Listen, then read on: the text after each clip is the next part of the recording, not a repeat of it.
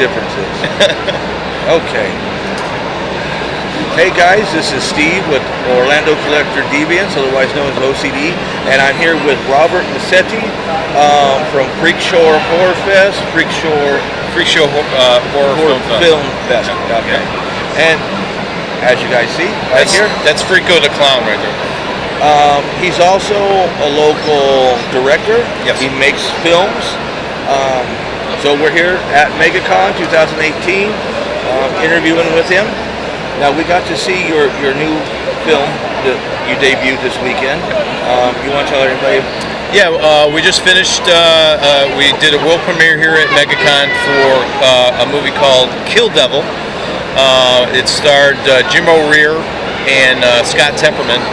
Scott Temperman was in Ghost Hunters International, and Jim O'Rear's been in a lot of independent films like Don't Look in the Basement and stuff like that. So it was great to be able to world premiere at such a big convention, and we had a lot of support from the independent community coming out and supporting the film, and so it was a lot of fun. It was great. Now this was short film, but you plan on like adding on to it, or? Yeah, we want to use the short film as kind of like something to show people, hopefully with money, that we could maybe turn it into a feature length, and so we could present a whole package with the script and everything and go, here's the script, here's our budget, and here's a short film to show you what we're kind of going for. So. Now, how many films have you made? I've directed and written, produced probably about 10 films. And you've been doing this since you were a kid? I actually started in high school making movies. I started my own film class because they didn't offer any kind of filmmaking in my high school. And I had a Super 8 camera, and I started just making little horror films with my Super 8 camera. And then I showed it to my teacher in high school, and he started showing it to his kids in his different classes, and then it just came about from there. Now, what got you interested in making the movies? I saw the movie Star Wars about 25 times in the theater, and at the time when I was younger, I wanted to become a lawyer, and I thought that was going to be my career. But when I saw Star Wars, and it made me feel like invigorated, and it was just an experience, and I said, I want to do that for a living. I want to have people enjoy a film like Star Wars made me feel. I want to give that joy to people. But as horror films, you don't do that because you're scaring people. But I just wanted to. I just wanted people to get excited like that, like I was excited about seeing that film. So that's what got me into making movies. Now that was kind of my next question. What made you turn to the horror genre? My parents were huge horror fans, and they would go to the drive-in theaters every weekend and see the latest horror film. So it kind of just got embedded in me by watching all these horror films that my parents used to watch. Of course, in the bad scenes they tell you to get down and you couldn't see it, but it kind of just.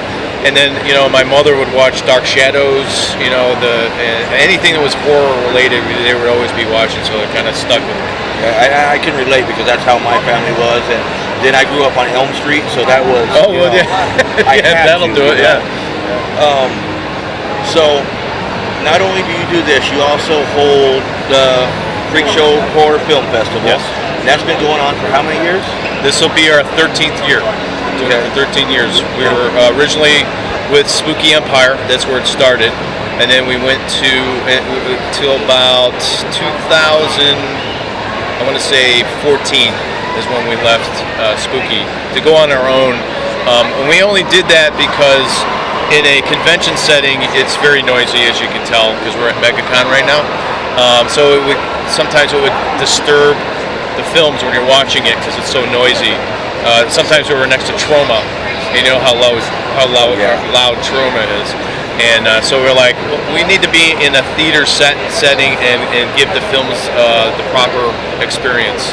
So we decided to move the festival to a theater, and that's where we originally went to Premiere Theaters, and now we've moved to Epic Theaters at La Vista.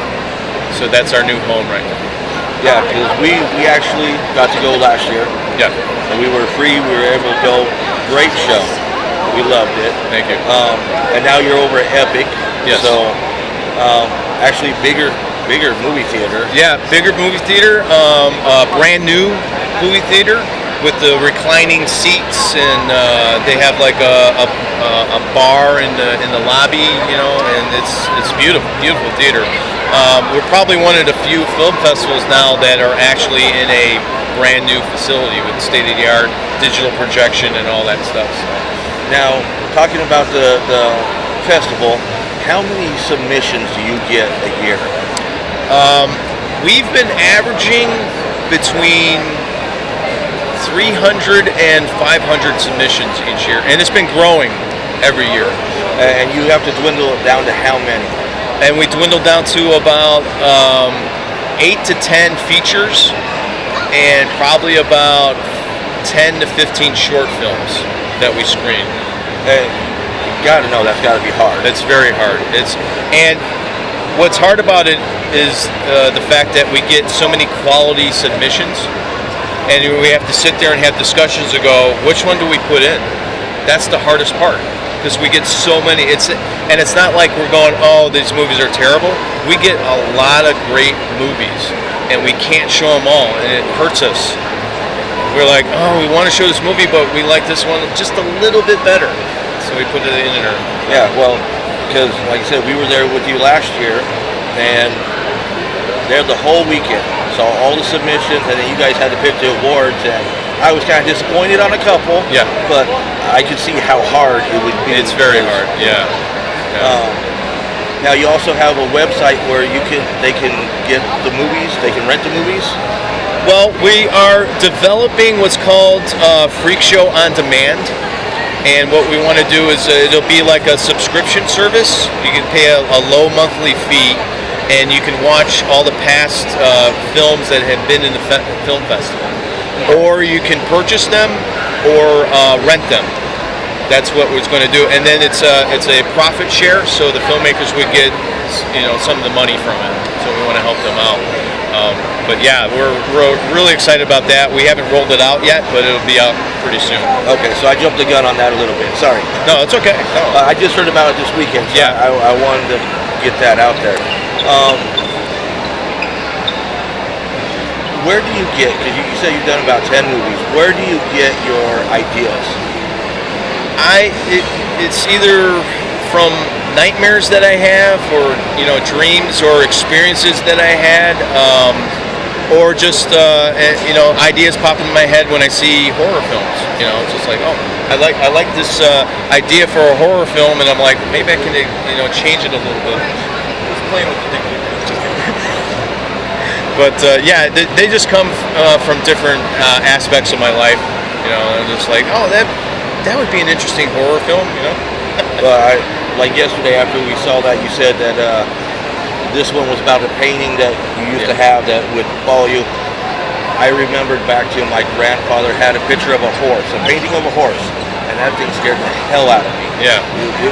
Just a white horse, nothing, but in his house, which was scary in the first place, that was just even worse. So I could relate to... Absolutely, and I hadn't seen too many movies that, centered on that. Where there was a painting and it did something to you, it scared you. So I was like, I need to make this movie because it's relatively original. So now, how hard is it to find actors for your shows? Your movies, sorry. Actually, I've been making movies for so long. I have a long list of actors that I have access to because they like working with me and they like what I do. So it's relatively easy for me to find actors. If I have to, I will put a casting call out, and I do get a big turnout because they know the film's going to go somewhere. It's not just going to be, oh, we're going to make this movie and then boom.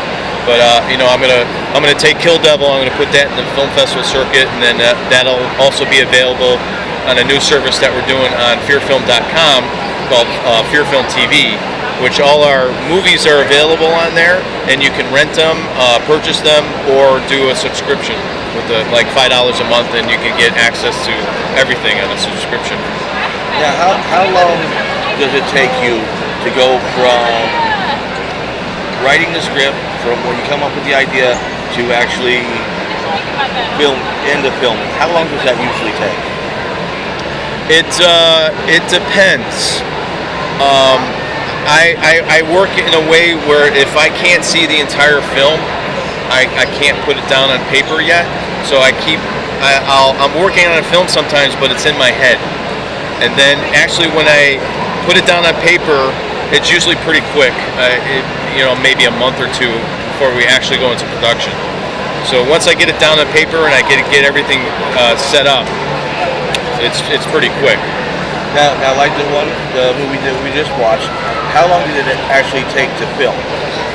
That movie, because we were on a time frame, because Scott Tepperman came down from Tallahassee, and then the lead actress Mackenzie White, she actually had to work that day, so we were moving at breakneck speed, and the short is about 8 minutes, but it took us about 6 hours.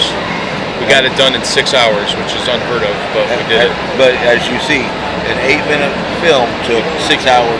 That just shows all that goes into it. Yeah. Okay. Now, I'm going to change the subject a little bit. Yes. You've been at many conventions over the years. Yes. What is the funniest thing that you've seen at a convention? Some of the cosplay costumes are pretty funny. I there's one, the Pickle Rick that's been walking around. That's been funny. It's just, some of the people are interesting. It's fun to people watch at conventions. That's what I really enjoy about going to conventions and doing stuff. Okay. And because I always ask everybody these questions at the end. What's the weirdest thing you've ate at a convention? Weirdest thing I ate. See, I'm a picky eater, so I really don't eat too much at conventions. But nothing really weird. I either eat pizza or hot dog. Well, I don't eat meat anymore, so I don't eat. I used to eat hot dogs a while ago, but I don't. I really don't eat too much at a convention. So. That's okay. My last interview, I wasn't paying attention. I said, "What's the weirdest thing you saw?" He's like, "You realize I'm blind, right?" I said, "Okay, what's the weirdest thing you ate?" He's like, "I have no senses either." So you've at least given me answers. So, where is one of the best conventions you like to be, or where you like to showcase? And just because we're at Megacon, you don't have to say. No. I enjoy large conventions like Megacon because there's so many people coming through. I've been to some smaller ones. I can't remember the names of them offhand, but those are fun too because even when there's no people there, you kind of talk to the booth next to you and you become friends because there's nothing going on and you got nothing else to do but to talk to them.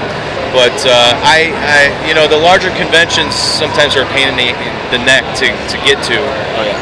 But they definitely will turn out really well because there's so many people coming in and you get a diverse crowd. Like Megacon, there's not as many horror fans. But there still are, and it still helps us a lot. And with Megacon, they're treating you guys like royalty, and they're treating us very well too. Yeah. And that's what I'm not saying just because we're here to say it, but I've seen how they're treating you guys. And it's really nice to have a big convention really help out and support like an independent artist here. So that's what I liked about it, and I was really grateful for that opportunity. So. Well, see, I was going to ask you, do you remember when we first met? It was a while ago, and I kind of remember. We were at Smash Comics. Smash Comics, that's right. We were in line for George. That's right. Yeah, for George Perez. That's right. I was getting a skits done. That's when I met you guys. You were right behind us when I got yelled at because I asked for Beast Boy and it was not Beast Boy. That's right. I was wondering if you remembered. I remembered. I remember that now. I was trying to remember exactly what it was, but when you said that, I was like, yeah, that's it. Yeah. Okay. Anything else you'd like to share with everybody? You know, just basically, support your local artists. Support the conventions and everything that's going on here, and check us out. Fearfilm.com. We got all our movies, like I said before, there, and of course the Freakshow Horror Film Festival going on October 26th through the 28th at the Epic Theaters at La Vista. Come out and check out not only local-made horror films, but international horror films from all over the world. And a lot of the films that have played at the festival have gone on to be into Netflix and get wide releases. So you may see a gem of a horror film that no one else has seen, and you've seen it already, but even before it comes out on Netflix. So. Yeah. Where will anybody see you next? Do you know? I know it's kind of hard to. Yeah, I don't know right now. For sure, we'll be at Freakshow. But I maybe Walker Stalker. I don't know. Okay. Trying to maybe go there because that's more of a horror convention. So we'll see. But, okay. Yeah, I don't have anything confirmed yet. All right. Well, this is Steve once again with Orlando Collector Deviants. Robert Massetti. I said it right? Yes. Okay. You did. I suck at last names. Ted, it is Freakshow Horror Film Festivals, October 26th through the 28th at Epic Theaters. Until then, guys, peace out. And I never get it to stop, so we'll do it the easy way.